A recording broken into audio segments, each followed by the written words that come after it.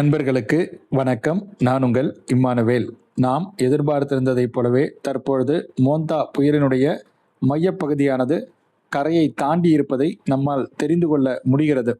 சில மணி நேரங்களுக்கு முன்பாகவே நமது முகநூல் பக்கத்திலும் சரி, நமது எக்ஸ் தளத்திலும் சரி, அதாவது எக்ஸ் தளத்தில் ஆங்கிலத்தில், முகநூல் பக்கத்தில் தமிழில், நம்முடைய யூடியூப் பக்கத்தினுடைய அந்த போஸ்ட் பேஜில் கூட நான் பதிவு பண்ணியிருந்தேன்.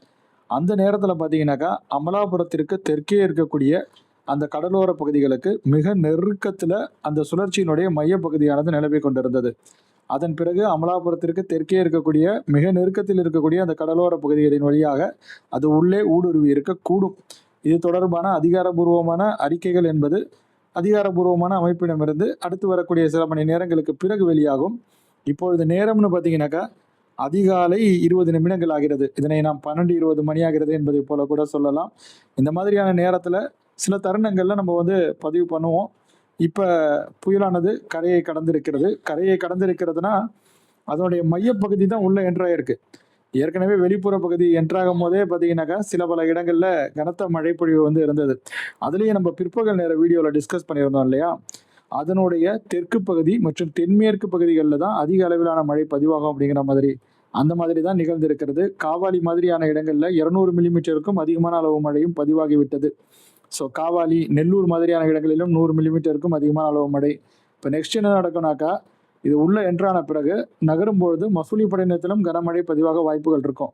ஆல்ரெடி மசூலிப்பட்டினத்திற்கு தெற்கே இருக்கக்கூடிய அந்த கடல் பகுதிகளில் வலுவான மழை மேகங்கள் திரண்டு காணப்படுகிறது. ஸோ இப்போ தான் பார்த்தீங்கன்னாக்கா அந்த டென்சர் பேண்ட் மசூலிப்பட்டினத்தில் விடும்.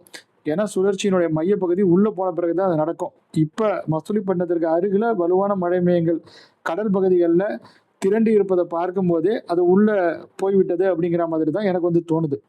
அதன் பிறகு அது மேலும் நகரும்போது கம்மம் மாதிரியான பகுதிகளில், ஹைதராபாத் சுற்றுவட்டார பகுதிகளில் கூட இது மழைப்பொழிவை ஏற்படுத்தலாம். அதற்கான வாய்ப்புகள் என்பது இருக்கிறது. அதிகாரபூர்வமான அறிவிப்பு வெளியாகும் வரை நீங்கள் காத்திருங்க. அது மட்டுமல்லாது இது ஒரு தீவிர புயல் என்கிற நிலையில் தான் கரையை கடந்திருக்கிறது. ஸோ காற்றின் வேகம் அந்த பகுதிகளெல்லாம் ரொம்ப அதிகமாக தான் இருந்திருக்கக்கூடும்.